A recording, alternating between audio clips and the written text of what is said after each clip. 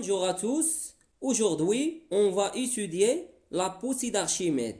Ce terme, on peut le trouver dans les exercices de la mécanique de niveau de la troisième année collégiale. Donc, c'est important de savoir cette notion. Et alors, les objectifs de notre leçon est de mettre en évidence la poussée d'Archimède. Nous allons voir la définition de cette poussée et sa théorie. Et aussi, on va voir les facteurs ou les paramètres qui influent sur la poussée d'Archimède et aussi quelques applications de cette poussée et comment expliquer quelques phénomènes comme vous voyez dans la photo. On a un bloc ou une immense partie de glace qui s'appelle iceberg flotte sur l'eau. Et pourquoi quelques corps coulent dans l'eau? Alors, on commence par la définition de la poussée d'Archimède. On appelle poussée d'Archimède la force qu'un fluide, entre parenthèses, soit un liquide ou un gaz, exerce sur un corps qui est partiellement ou totalement immergé. Partiellement, ça veut dire une partie de ce corps est immergé ou plongé dans le fluide. Ou totalement, ça veut dire tout l'objet immergé dans le fluide. Donc, la poussée d'Archimède, c'est la force appliquée ou exercée par un fluide, qui peut être un liquide ou un gaz, sur le corps qui est immergé ou plongé dans ce fluide. Regardons la figure, il y a un corps en marron qui flotte sur l'eau. Donc, à cause de quoi ce corps flotte sur l'eau? Ce corps flotte sur l'eau car l'eau applique une force sur le corps. Cette force s'appelle la poussée d'Archimède. Et pour le terme Archimède, c'est le nom du célèbre savant grec qui l'a découverte, cette force qu'on vous voyez dans la photo. Maintenant, on va voir les facteurs dont dépend la poussée d'Archimède ou les paramètres qui influent sur la poussée d'Archimède. Donc, soit la série d'expériences ci-dessous. Expérience 1, considérons deux corps de même masse et de même volume. On a deux corps de même masse et de même volume, suspendus à deux ressorts, l'un dans l'air et l'autre dans l'eau. On a la figure. La question, comparons L1 dans l'air et L2 dans l'eau.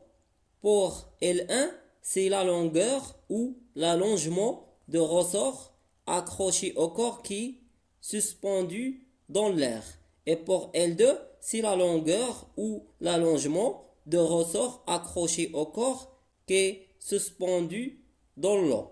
La solution, on observe que L2 est inférieur à L1. Donc, conclusion, la poussée d'Archimède dépend de la nature du fluide dans lequel l'objet est immergé. Exemple, la poussée d'Archimède est plus grande dans l'eau que dans l'air. On dit que la force appliquée par l'eau sur le corps est plus grande que la force appliquée par l'air sur le corps. Expérience 2. Considérons deux corps de même masse mais de volume différent, suspendus à deux ressorts dans l'air. On a la figure 1. Comme vous voyez, dans l'air, on a la longueur L1 est égale à la longueur L2. Maintenant, émergeons totalement les deux solides dans l'eau. On a la figure 2. La question, comparons L'1 et L'2. La solution, L'2 est inférieure à L'1. Conclusion, la poussée d'Archimède dépend donc du volume de corps émergé, V. Donc la poussée d'Archimède dépend du volume. Remarque, lorsqu'un corps est complètement émergé dans un liquide ou dans un gaz, il est soumis à une force appelée poussée d'Archimède. Cette force dépend de la nature du fluide dans lequel l'objet est émergé. Donc, la nature de fluide influence sur la poussée d'Archimède. Et aussi, cette force dépend du volume de corps émergé.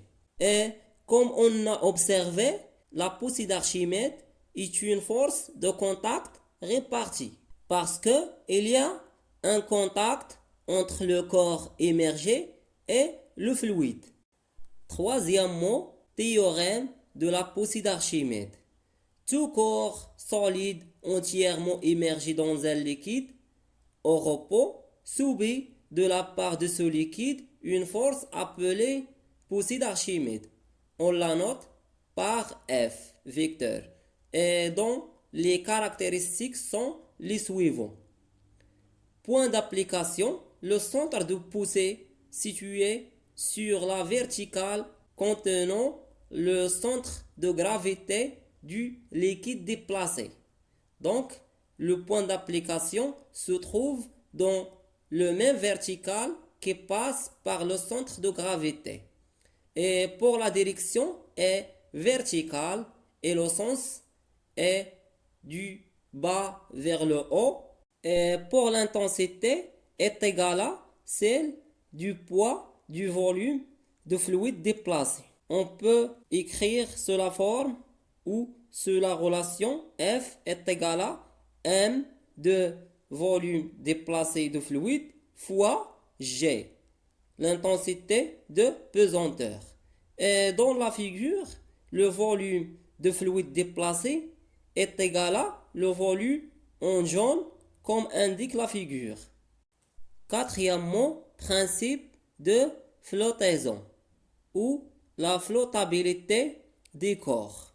Lorsqu'on plonge et on abandonne un corps dans un liquide, elle est soumise à deux forces, son poids P et la poussée d'Archimède F. Et si P est inférieur à F, alors le corps émergé monte en surface. On dit que le corps flotte. Et si P est supérieur à F, alors le corps émergé descend au fond de récipient. On dit qu'il coule. Et on trouve l'application de ce principe dans par exemple, les navires. Ce sont les bateaux de fort tonnage destinés au transport sur mer. Voir la photo. Et aussi dans les sous-marins qui sont un sous-marin, c'est un dispositif leur permet de faire varier leur poids tout en gardant le volume constant, ce qui les permet de flotter ou d'aller au fond de mer. Et finalement, je vous remercie de votre attention et à bientôt.